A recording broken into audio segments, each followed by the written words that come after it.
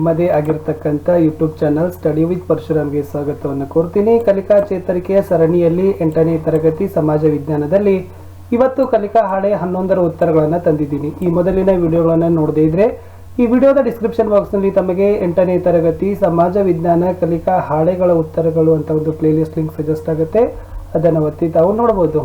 So ಮೊದಲಿಗೆ video ಪ್ರಾರಂಭ ಮಾಡೋಕ್ಕಿಂತ ಮುಂಚೆ ನಮ್ಮ ಚಾನಲ್ 50,000 ಸಬ್ಸ್ಕ್ರೈಬ್ಸ್ಗಳನ್ನು ಹೊಂದಿದೆ. ಸೊ ಅದಕ್ಕೆ ಸಹಕಾರವನ್ನು ಕೊಟ್ಟಿರ್ತಕ್ಕಂಥ ನಿಮ್ಮೆಲ್ಲರಿಗೂ ಕೂಡ ಥ್ಯಾಂಕ್ಸ್. ಸೊ ನಿಮ್ಮ ಸಪೋರ್ಟ್ ಹೀಗೆ ಇರಲಿ. ಸೊ ನಮ್ಮ ಗುರಿ 1 ಲಕ್ಷ ಸಬ್ಸ್ಕ್ರೈಬರ್ ಇದೆ, ಅದಕ್ಕೆ ಸಪೋರ್ಟ್ ಮಾಡಿ, ವಿಡಿಯೋವನ್ನು ಲೈಕ್ ಮಾಡಿ, ಶೇರ್ ಮಾಡಿ ಅಂತ ಹೇಳ್ತಾ ಕಲಿಕಾ ಹಾಳೆ 11ರ ಉತ್ತರಗಳನ್ನು ನೋಡುವ. ಕಲಿಕಾ ಹಾಳೆ 11 ಚಟುವಟಿಕೆ 1. ಮಕ್ಕಳೇ, ಪೂರ್ವ ವೇದ ಹಾಗೂ ಉತ್ತರ ವೇದ ಕಾಲದಲ್ಲಿನ ಪ್ರಮುಖ ವ್ಯತ್ಯಾಸಗಳನ್ನು ಪಟ್ಟಿ ಮಾಡಿ ಅಂತ ಇದೆ. ಒಂದು ಕಡೆ ಪೂರ್ವ ವೇದ ಕಾಲ, ಇನ್ನೊಂದು ಕಡೆ ಉತ್ತರ ವೇದ ಕಾಲ ಅಂತ ಇದೆ. ನೋಡುವ. ಮೊದಲನೇ ವ್ಯತ್ಯಾಸ ನೋಡೋದಾದ್ರೆ ವಿದ್ಯಾರ್ಥಿಗಳೇ, ಎಸ್, ಋಗ್ವೇದದ ಕಾಲಕ್ಕೆ ಏನಂತ ಕರಿತಿದ್ರು? ಪೂರ್ವ ವೇದಗಳ ಕಾಲ ಅಂತ ಕರಿತಿದ್ರು. ಆದರೆ ಋಗ್ವೇದದ ಅನಂತರದ ಕಾಲಕ್ಕೆ ಉತ್ತರ ವೇದಗಳ ಕಾಲ ಅಂತ ಕರೀತಾರೆ. ಇದು ಒಂದನೇದ್ದು ನೆನಪಿಟ್ಕೋಬೇಕು. ವೇದಗಳ ಕಾಲ ಪೂರ್ವ ವೇದಗಳ ಕಾಲ, ಋಗ್ವೇದದ ಕಾಲ ಪೂರ್ವ ವೇದಗಳ ಕಾಲ, ಋಗ್ವೇದದ ಅನಂತರದ ಕಾಲ ಉತ್ತರ ವೇದಗಳ ಕಾಲ. ಸೊ ಎರಡನೇದು ನೋಡೋದಾದ್ರೆ, ಎಸ್, ಪೂರ್ವ ವೇದಗಳ ಕಾಲದಲ್ಲಿ ಅವಿಭಕ್ತ ಕುಟುಂಬ ಇತ್ತು ಅಂತ ಹೇಳ್ತಾರೆ.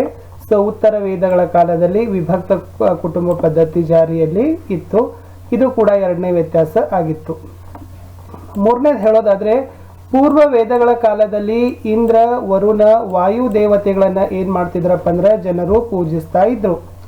ಆದ್ರೆ ಉತ್ತರ ವೇದಗಳ ಕಾಲದಲ್ಲಿ ಏನ್ ಮಾಡ್ತಾ ಇದ್ದಾರೆ? ಬ್ರಹ್ಮ, ಶಿವ, ವಿಷ್ಣು ಇವರನ್ನ ಏನ್ ಮಾಡ್ತಾರಪ್ಪ ಅಂದ್ರೆ ಆರಾಧಕರಂತ ಜನ ಏನ್ ಮಾಡ್ತಾ ಇದ್ರು? ಪೂಜಿಸ್ತಾ ಇದ್ರು. ಇದು ಕೂಡ ಒಂದು ವ್ಯತ್ಯಾಸ ಬರುತ್ತೆ. ಸೊ ಇಲ್ಲಿ ನಾನು 3 ವ್ಯತ್ಯಾಸಗಳನ್ನು ಕೊಟ್ಟಿರ್ತಕ್ಕಂಥದ್ದು: ಋಗ್ವೇದದ ಕಾಲ, ಪೂರ್ವ ವೇದಗಳ ಕಾಲ, ಋಗ್ವೇದದ ಅನಂತರದ ಕಾಲ, ಉತ್ತರ ವೇದಗಳ ಕಾಲ. ಪೂರ್ವ ವೇದಗಳ ಕಾಲದಲ್ಲಿ ಅವಿಭಕ್ತ ಕುಟುಂಬ, ಉತ್ತರ ವೇದಗಳ ಕಾಲದಲ್ಲಿ ವಿಭಕ್ತ ಕುಟುಂಬ. ಪೂರ್ವ ವೇದಗಳ ಕಾಲದಲ್ಲಿ ಇಂದ್ರ, ವರುಣ, ವಾಯು ದೇವತೆಗಳಿದ್ರು. ಉತ್ತರ ವೇದಗಳ ಕಾಲದಲ್ಲಿ ಬ್ರಹ್ಮ, ಶಿವ, ವಿಷ್ಣು ಇವರೇನಾಗಿದ್ರಪ್ಪ ಅಂದ್ರೆ ದೇವತೆಗಳು ಪ್ರಸಿದ್ಧಿ ಆಗಿದ್ದವು. ಪ್ರಶ್ನೆ 2 ನೋಡಿ, ಏನಿದೆ ಚಟುವಟಿಕೆ 2ರಲ್ಲಿ? ಈ ಕೆಳಗೆ ನೀಡಲಾದ ಹೇಳಿಕೆಗಳನ್ನ ಸರಿ ಅಥವಾ ತಪ್ಪು ಅಂತ ಗುರುತಿಸಲಿಕ್ಕೆ ಹೇಳಿದ್ರು. ಮೊದಲನೇದಿದೆ, ವೇದಗಳ ಕಾಲದಲ್ಲಿ ಜಾನುವಾರುಗಳಿಗೆ ಹೆಚ್ಚು ಪ್ರಾಧಾನ್ಯತೆ ಇತ್ತು ಅಂತ ಒಂದು ಸ್ಟೇಟ್ಮೆಂಟ್ ಕೊಟ್ಟಿದ್ದಾರೆ. ಸೊ ಇದು ಏನಾಗಿದೆಪ್ಪ ಅಂದ್ರೆ ಸರಿಯಾಗಿರ್ತಕ್ಕಂಥದ್ದೇ ಆಗಿದೆ. ವೇದಗಳ ಕಾಲದಲ್ಲಿ ಜಾನುವಾರುಗಳನ್ನ ಏನ್ ಮಾಡ್ತಿದ್ರು? ಹೆಚ್ಚು ಪ್ರಾಧಾನ್ಯತೆಯನ್ನು ಕೊಟ್ಟಿದ್ರು. ಎರಡನೇ ವಾಕ್ಯ ಬಂದ್ಬಿಟ್ಟು, ಉತ್ತರ ವೇದಗಳ ಕಾಲದಲ್ಲಿ ಮಹಿಳೆಯರಿಗೆ ಉತ್ತಮ ಸ್ಥಾನಮಾನ ಇತ್ತು ಅಂತ ಕೇಳಿದ್ದಾರೆ. ಬಟ್ ವಿದ್ಯಾರ್ಥಿಗಳೇ, ಉತ್ತರ ವೇದಗಳ ಕಾಲದಲ್ಲಿ ಮಹಿಳೆಯರಿಗೆ ಏನ್ ಮಾಡಿರಲಿಲ್ಲ? ಸ್ಥಾನಮಾನ ಇರಲಿಲ್ಲ. ಅವಳು ಶಿಕ್ಷಣ, ರಾಜಕೀಯದಿಂದ ವಂಚಿತಳಾಗಿದ್ಳು. ಸೊ ಹೇಳಿಕೆ ತಪ್ಪಾಗಿದೆ. ಋಗ್ವೇದ ಕಾಲದಲ್ಲಿ ಮಹಿಳೆಯರಿಗೆ ನೀಡಲಾಗಿದ್ದ ಸ್ಥಾನಮಾನ ಪ್ರಸ್ತುತ ಸಮಾಜಕ್ಕೆ ಮಾದರಿಯಾಗಿದೆ ಅಂತ ಕೇಳಿದ್ದಾರೆ. ಅದು ಅಲ್ವೇ ಅಲ್ಲ. ಯಾಕಂದ್ರೆ ಮೊದಲೆಲ್ಲ ಮಹಿಳೆಯನ್ನ ಏನ್ ಮಾಡಿದ್ರಪ್ಪ ಅಂದ್ರೆ ಶಿಕ್ಷಣ, ರಾಜಕೀಯ ಕ್ಷೇತ್ರದಿಂದ ವಂಚಿತರಿದ್ರು. ಸತಿ ಸಹಗಮನ, ಬಾಲ್ಯ ಸಹಗಮನ, ಆಮೇಲೆ ಬಹುಪತ್ನಿತ್ವ ಅಂತಕ್ಕಂಥ ಎಲ್ಲ ಪದ್ಧತಿಗಳು ಏನಾಗಿದ್ವಪ್ಪ ಅಂತಂದ್ರೆ ಜಾರಿಯಲ್ಲಿದ್ದವು. ಸೊ ತಪ್ಪಂತಾನೆ ಹೇಳ್ಬೋದು. ಉತ್ತರ ವೇದಗಳ ಕಾಲದಲ್ಲಿ ರಾಮಾಯಣ ಮತ್ತು ಮಹಾಭಾರತ ಕಾವ್ಯಗಳು ರಚನೆಯಾದವು. ಸೊ ಮುಖ್ಯವಾಗಿ ವೇದಗಳು ರಚನೆ ಆದವು ಅಂತ ಏನ್ ಮಾಡ್ತಾರೆ? ಹೇಳ್ತಾರೆ. ಸೊ ಈ ಉತ್ತರನು ಕೂಡ, ಈ ಹೇಳಿಕೆ ಕೂಡ ನಾವು ಏನ್ ಹೇಳ್ಬೋದು? ತಪ್ಪು ಅಂತ ತೀರ್ಮಾನಕ್ಕೆ ಬರ್ಬೋದು. ಇಷ್ಟ ಇತ್ತು. ಸೊ ಮೊದಲನೇ ಹೇಳಿಕೆ ಮಾತ್ರ ಸರಿಯಾಗಿರ್ತಕ್ಕಂಥದ್ದು. ಅನಂತರದ 3 ಹೇಳಿಕೆಗಳು ಏನಾಗಿದಾವಪ್ಪ ಅಂದ್ರೆ ತಪ್ಪಾಗಿದ್ದಾವೆ. ಇವುಗಳು ವೇದಗಳ ಕಾಲಕ್ಕೆ ಸಂಬಂಧಪಟ್ಟಂತೆ ಹೇಳಿಕೆಗಳು ಆಗಿದ್ದವು. ಪ್ರಶ್ನೆ 3ಕ್ಕೆ ಬರುವ. ಚಟುವಟಿಕೆ 3. ಇಲ್ಲಿ ವೇದಗಳ ಕಾಲದ ಗುರುಕುಲ ಶಿಕ್ಷಣದ ಕಾಲ್ಪನಿಕ ಚಿತ್ರ ಇದೆ. ಅದಕ್ಕೆ ತಾವು ಬಣ್ಣ ಹಚ್ಚಬೇಕು. ನಿಮ್ಮ ಶಾಲೆಯ ಶಿಕ್ಷಣಕ್ಕೂ ಅಂದಿನ ವ್ಯವಸ್ಥೆಗೂ ಕುರಿತು ನಿಮಗೆ ಏನು ಗಮನಿಸ್ತದೆ ಅಂತ ಕೇಳಿದ್ದಾರೆ. ಸೊ ಚಿತ್ರಕ್ಕೆ ಬಣ್ಣ ತುಂಬಬೇಕು. ಮತ್ತೆ ಈಗಿನ ಶಿಕ್ಷಣಕ್ಕೂ ಅಂದಿನ ಶಿಕ್ಷಣಕ್ಕೂ ನಿಮಗೆ ಏನು ಅನಿಸ್ತದ ಅನ್ನೋದನ್ನು ತಾವೇನು ಮಾಡಬೇಕಿತ್ತು? ವಿದ್ಯಾರ್ಥಿಗಳೇ ಬರಿಬೇಕಿತ್ತು. ಸೊ ಫಸ್ಟ್ ಆಫ್ ಆಲ್ ಚಿತ್ರಕ್ಕೆ ಬಣ್ಣ ತುಂಬಿ. ಇಲ್ಲಿ ಹಚ್ಚ ಹಸಿರಾಗಿರ್ತಕ್ಕಂಥ ಮರ ಇದೆ, ಇಲ್ಲಿ ಗುರುಗಳಿದ್ದಾರೆ, ಅವರ ಮುಂದೆ ಎಲ್ಲ ವಿದ್ಯಾರ್ಥಿಗಳಿದ್ದಾರೆ, ಮುಂದೆ ಎಲ್ಲ ಮರಗಳಿದ್ದಾವೆ. ಅವುಗಳನ್ನು ಸ್ವಲ್ಪ ಕ್ಲೀನಾಗಿ ಚೆನ್ನಾಗಿ ಏನು ಮಾಡಿ ಬಣ್ಣ ಹಚ್ಚಿ, ಸಂದರ್ಭೋಚಿತವಾಗಿ ಬಣ್ಣಗಳ ಬಳಕೆ ಇರಲಿ. ಎಸ್. ಸೊ ಫಸ್ಟ್ ವ್ಯತ್ಯಾಸ ಏನು ಅನ್ನಿಸ್ತದ ಅಂದ್ರೆ, ಈಗಿನ ಶಿಕ್ಷಣ ಹೆಂಗದಪ್ಪ ಅಂದ್ರೆ ಅದು ವಿದ್ಯಾರ್ಥಿ ಕೇಂದ್ರಿತ ಇದೆ. ಸೊ ಮೊದಲು ಏನಾಗಿತ್ತು? ಅದು ಶಿಕ್ಷಕ ಕೇಂದ್ರಿತ ಶಿಕ್ಷಣ ಆಗಿತ್ತು. Student centred education, teacher centred education ಅಂತ ಕರಿತೀವಿ. ಸೊ ಇವಾಗ ವಿದ್ಯಾರ್ಥಿ ಕೇಂದ್ರಿತ ಇದೆ, ಮೊದಲು ಶಿಕ್ಷಕ ಕೇಂದ್ರಿತ ಇತ್ತು. ಎರಡನೇ ವ್ಯತ್ಯಾಸ ಹೇಳ್ಬಹುದಂದ್ರೆ, ಮೊದಲು ಶಿಕ್ಷಣ ಕೇವಲ ಮೇಲ್ವರ್ಗದವರಿಗೆ ಮಾತ್ರ ಸೀಮಿತವಾಗಿತ್ತು. ಆದರೆ ಈಗ ಶಿಕ್ಷಣದ ಸಾರ್ವತ್ರಿಕ ಇದೆ, ಸಾರ್ವತ್ರೀಕರಣ ಅಂತ ಬರೀಬಹುದು. ಸೊ ಸಾರ್ವತ್ರೀಕರಣ ಅಂತಂದ್ರೆ ಯೂನಿವರ್ಸಲೈಸೇಷನ್, ಅಂದ್ರೆ ಎಲ್ಲಾ ವರ್ಗದವರಿಗೂ ಕೂಡ ಯಾವುದೇ ಧರ್ಮ, ಜಾತಿ, ಮತಪಂಥ ಇಲ್ಲಾರ್ದೆ ಎಲ್ಲರಿಗೂ ಕೂಡ ಸಮಾನ ಅವಕಾಶ ಇಂದಿನ ಶಿಕ್ಷಣ ಪದ್ಧತಿ ಇದೆ.